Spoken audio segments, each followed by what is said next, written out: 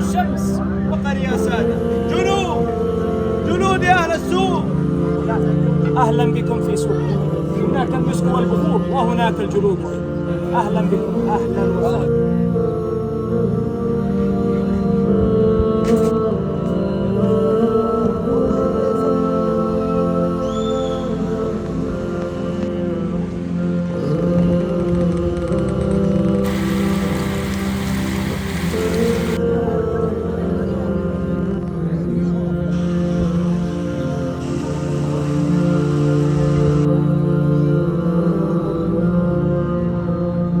അസ്സലാമു അലൈക്കും വറഹ്മത്തുള്ളാഹി. നൗഫലാണ്. ജബൽ സൗർ കയറുന്നതിന് മുമ്പായിട്ട് നിങ്ങൾക്ക് നല്ലൊരു കാഴ്ചകൾ ഇവിടെ കാണാൻ പറ്റും. വളരെ മനോഹരമായിട്ട് അറേഞ്ച് ചെയ്തിട്ടുള്ളൊരു സംഭവമാണ്. അപ്പോൾ ഞാൻ കൂടുതൽ പറയുന്നില്ല. ജബൽ സൗർ ഒരു എൻട്രൻസ് കഴിഞ്ഞതിന് ശേഷം ഇടതുഭാഗത്തായിട്ട് നിങ്ങൾ വരികയാണെന്നുണ്ടെങ്കിൽ നിങ്ങൾക്ക് ഇവിടെ ഒരുക്കിയിട്ടുള്ള കാഴ്ചകൾ നിങ്ങൾക്ക് കാണാൻ പറ്റും. അപ്പോൾ 6 മണിക്കാണ് ഇവിടെ തുടങ്ങുന്നത്. അത് കഴിഞ്ഞ് രാത്രി ഒരുപാട് നേരം ഇവിടെ ഉണ്ട്. ടിക്കറ്റും കാര്യങ്ങളൊന്നുമില്ല. ജസ്റ്റ് കാണാൻ ഇവിടുത്തെ ഒരു കൾച്ചർ എന്തായിരുന്നു, ഇവിടുത്തെ രീതികൾ എന്തായിരുന്നു എന്ന് മനസ്സിലാക്കാം. ഓക്കെ, അപ്പം കണ്ടാലോ. സൗറിലേക്ക് പോകുന്നതിന് മുമ്പ് നമുക്കിവിടെ റോഡ് സൈഡിൽ തന്നെ ഒരു ബോർഡ് കാണാം. ഗാർ സൗർ എന്നൊക്കെ പറഞ്ഞ് ബോർഡ് വെച്ചിട്ടുണ്ട്. നമ്മളിങ്ങോട്ട് റൈറ്റിലേക്ക് ടേൺ ചെയ്ത് കഴിഞ്ഞാൽ നേരെ നമുക്ക് ദൂരെ ഒരു സെക്യൂരിറ്റി ചെക്കും കാണാം, അവിടെ ഒരു കവാടവും കാണാം. നമ്മളിങ്ങനെ പോകുന്ന സമയത്ത് ദൂരെ മുകളിലേക്ക് നോക്കിക്കഴിഞ്ഞാൽ അത് കാണാൻ പറ്റും. മാഷാ അല്ലാഹ്, ജബൽ സൗർ നമുക്കിന്നിങ്ങനെ കാണാൻ പറ്റും. സൗർ മല ഇതാണ്.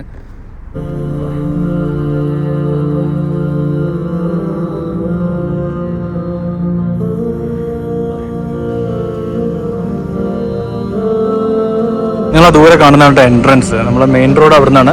അവിടെ നിന്ന് കൊണ്ട് ഉള്ളിലേക്ക് വന്നു കഴിഞ്ഞാൽ ഇവിടെ ഇങ്ങനെ കവാടം കാണാൻ പറ്റും. അപ്പോൾ ഇവിടുന്ന് എൻട്രൻസ് കയറി കഴിഞ്ഞാൽ നേരെ ഇങ്ങനെ പോകുന്നത് അതാണ് ജബൽ സൗർ കേട്ടോ. അപ്പോൾ ഇവിടെ വെച്ചിട്ടാണ് നമ്മൾ ടിക്കറ്റൊക്കെ എടുത്തതിന് ശേഷം ഇവിടെ ഇങ്ങനെ ക്യൂ നിന്നതിന് ശേഷം ജബൽ സൗറിലേക്കുള്ള വണ്ടികൾ, നിർത്തിയിട്ടിരിക്കുന്ന വണ്ടികളുണ്ടല്ലോ, 5-8 വണ്ടികളുണ്ട്. ആ വണ്ടികളിൽ നിന്നാണ് നമ്മൾ ജബൽ സൗറിലേക്ക് പോകുന്നത്. പക്ഷെ മുഴുവൻ കയറില്ല കേട്ടോ, കുറച്ച് ഭാഗങ്ങൾ വരെ പോവുള്ളൂ. അതുവരെ പോവുള്ളൂ. അത് കഴിഞ്ഞിട്ട് നമ്മൾ നടന്ന് കയറണം.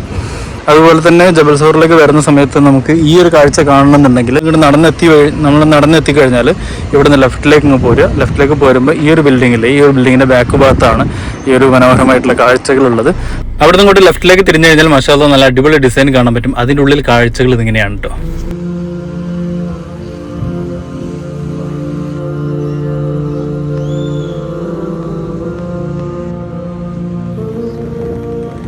ഈ നിർത്തിയിട്ടിരിക്കുന്ന 9 വണ്ടികൾ, ഈ 9 വണ്ടികളിലാണ് ഇവിടെ വരുന്ന തീർത്ഥാടകരെ ജബൽ സൗറിന് മുകളിലേക്ക് കൊണ്ടുവന്നത്. ഞാൻ പറഞ്ഞില്ല 6 മണിക്കാണ് ഇവിടെ തുടങ്ങുക എന്ന് പറഞ്ഞു ഈ പരിപാടികളൊക്കെ. അപ്പോൾ 6 മണി ആകുമ്പോഴേക്കും ഒട്ടകങ്ങളൊക്കെ ഇതുപോലെ ഒരുക്കിയിട്ട് കൊണ്ടുവരും. മാഷാ അല്ലാഹ്, നല്ല ഭംഗിയുണ്ടല്ലോ കാണാൻ വേണ്ടിയിട്ട്.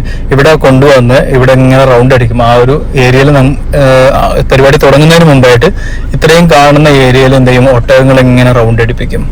അത് നിങ്ങൾക്ക് പോകുന്നത് കാണാൻ പറ്റും. ഒട്ടകം അവിടെ ഇങ്ങനെ പോകുന്നുണ്ട്. ഇത്രയും ആളുകൾ ഇത് കാണാൻ വേണ്ടി വന്നിരിക്കുകയാണ്. ഇത് കഴിഞ്ഞ് പരിപാടി തുടങ്ങുള്ളൂ. തീർച്ചയായിട്ടും ഇതിന്റെ ഹൈലൈറ്റ് എന്ന് പറയുന്നത് 1400 വർഷങ്ങൾക്ക് മുമ്പ് റസൂലുള്ളാഹി സ്വല്ലല്ലാഹു അലൈഹി വസല്ലമയുടെ കാലഘട്ടങ്ങളിൽ ഒരു മാർക്കറ്റ് എന്ന് പറയുന്ന സൂക്കിൽ എങ്ങനെ ഏതൊക്കെ രീതിയിലാണ് അവർ സംസാരിക്കുന്നത്, അല്ലെങ്കിൽ ഒരു പ്രത്യേക കേട്ടാൽ തന്നെ മനസ്സിലാക്കാൻ പറ്റും ഒരു പ്രത്യേക തരം സംസാരമാണ്. നമ്മൾ ഇപ്പോൾ സംസാരിക്കുന്ന ആളുകൾ സംസാരിക്കുന്ന പോലല്ല. ഇനി നിങ്ങൾ വീഡിയോ കാണുന്നുണ്ടെങ്കിൽ മുഴുവനായിട്ട് കാണുക. കാരണം എന്ന് വെച്ച് കഴിഞ്ഞാൽ ഇനിയാണ് ഇതിന്റെ ഹൈലൈറ്റ് വരുന്നത്. ഈ ഒരു ആളുകളൊക്കെ പണ്ടത്തെ വേഷവിധാനങ്ങൾ ധരിച്ചിട്ട് വടികളും അവരുടെ തലപ്പാവും ഒക്കെ ആയിട്ട് ഇങ്ങനെ വരികയാണ്. ഇവിടേക്ക് വന്ന് നിന്ന് കഴിഞ്ഞാൽ പിന്നെ നടക്കുന്നത് ഒരു അഭിനയിക്കാന്ന് തോന്നില്ല, അത്രയും ഒറിജിനാലിറ്റി നമുക്ക് ഫീൽ ചെയ്യും. ഇനി അവിടെ നടക്കുന്ന കാര്യങ്ങൾ നിങ്ങൾക്ക് കേൾക്കുമ്പോൾ നിങ്ങൾ അവിടെ ഉള്ള ആളുകളെ പോലെ നിങ്ങൾക്ക് തോന്നും.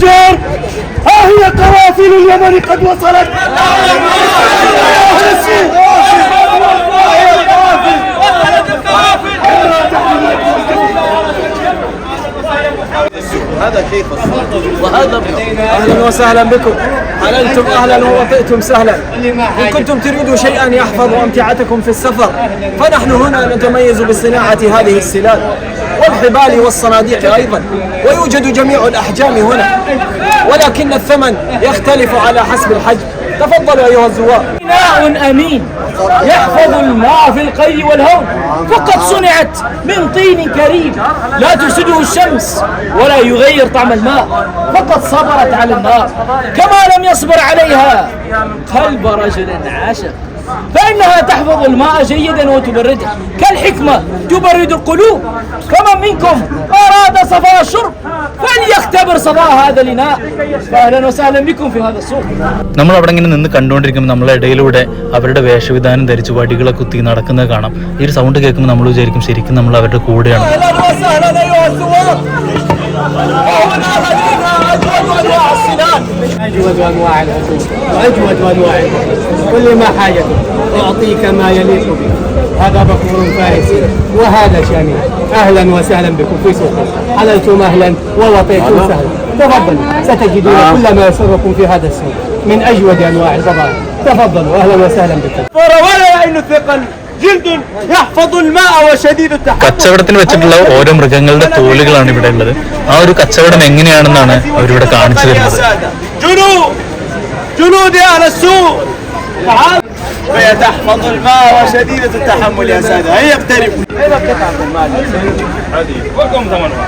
10 دنانير. 10 دراهم. كل لؤلؤ وسأبيعها لك ب100 درهم. هيا فلتشتريها يا رجل.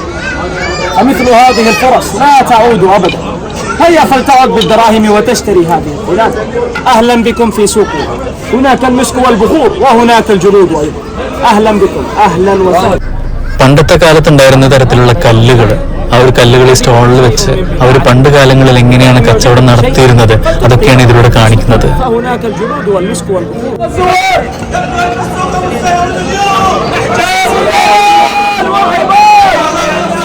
ഇത് മാത്രമല്ല കേട്ടോ, ഇവിടെ കണ്ടുകൊണ്ടിരിക്കുന്ന സമയത്ത് പണ്ട് കാലങ്ങളിൽ കച്ചവടം നടക്കുന്ന സമയത്ത് അവിടെയുള്ള ആളുകൾ തമ്മിലുള്ള സംസാരങ്ങൾ ഉണ്ടാവില്ലേ, അത് അതുപോലെ അവർ അഭിനയിച്ച് കാണിച്ചു തരും.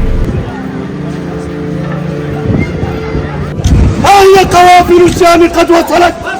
استبشروا.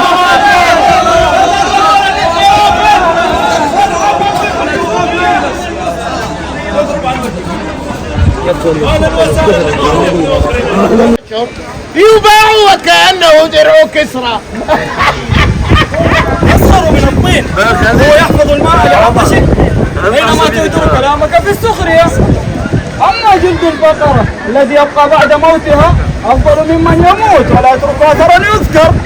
يا أبا الحكمة يا أنت، كلامك هذا لن يفيدك عندما تجد أنك صرفت كل ما تملك على هذه البضائع.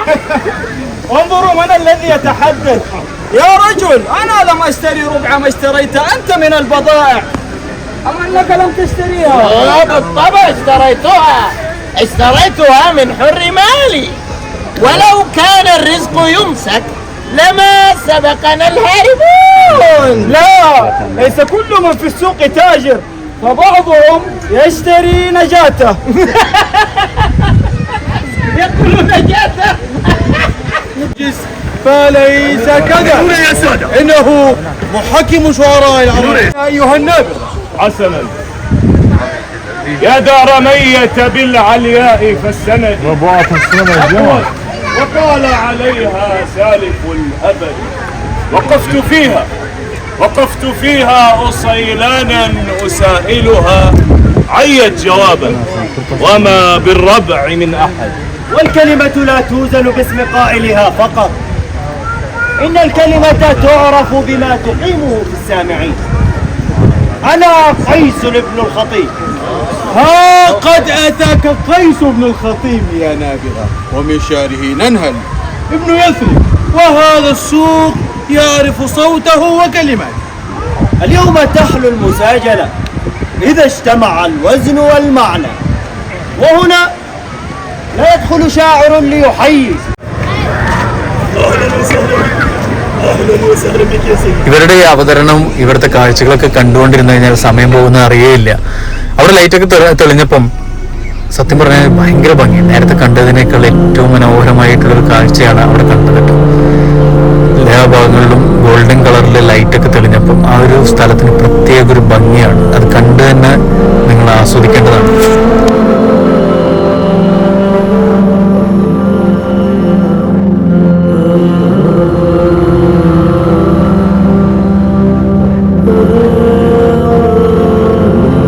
ഇവിടെ വരിക, ഇവിടെ ഈ കാഴ്ചകൾ കാണാൻ, ഇവിടെ ഒരുക്കിയിട്ടുള്ള ഈ ഒരു വിരുന്നുകൾ നിങ്ങൾ ആസ്വദിക്കുക. വരുന്ന സമയം എന്ന് വെച്ച് കഴിഞ്ഞാൽ 6 മണി മുതൽ രാത്രി 10 മണി വരെ. തിരക്കുണ്ടെന്നുണ്ടെങ്കിൽ 11 മണി വരെ. ഈ ഭാഗത്ത് വന്നിരിക്കാൻ ഫ്രീ ആണ്.